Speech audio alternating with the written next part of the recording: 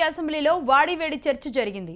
ED 43,000 కోట్ల రూపాయల ఆస్తులను జప్తు చేసింది అన్న మంత్రి అచ్చెన్నాయుడు 5 ఏళ్లలో ఇన్ని ఆస్తులు ఎలా సంపాదించారో చెప్పాలని డిమాండ్ చేశారు.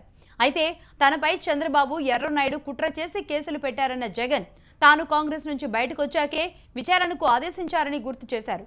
టీడీపీ చెబుతున్నట్లుగా 43,000 కోట్లలో 10% ఇస్తానంటే ఎక్కడ సంతకం పెట్టమంటే అక్కడ పెడతానంటూ అధికార పక్షానికి జగన్ సవాల్ విసిరారు.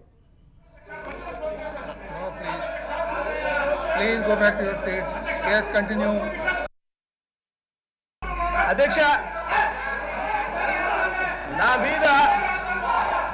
నా మీద కేసులు ఎప్పుడు పెట్టారు అధ్యక్ష? రాజశేఖర రెడ్డి గారు బతుకున్నంత వరకు రాజశేఖర రెడ్డి గారు మంచోడే. రాజశేఖర రెడ్డి గారు చనిపోయిన తర్వాత జగన్మోహన్ రెడ్డి అనే వ్యక్తి ఎప్పుడైతే కాంగ్రెస్ పార్టీ వదిలిపెట్టి వెళ్ళాడో అప్పుడు నా మీద కేసులు పెట్టింది ఎవరు అధ్యక్ష? కాంగ్రెస్ పార్టీ వాళ్ళు, చంద్రబాబు నాయుడు గారికి సంబంధించిన తెలుగుదేశం పార్టీ వాళ్ళు ఇద్దరు కలిసి ఒకటై, అవును ఇదే అచ్చెన్నాయుడు గారు అన్న ఎర్రనాయుడు గారు కేసులు పెట్టింది ఎవరు అధ్యక్ష?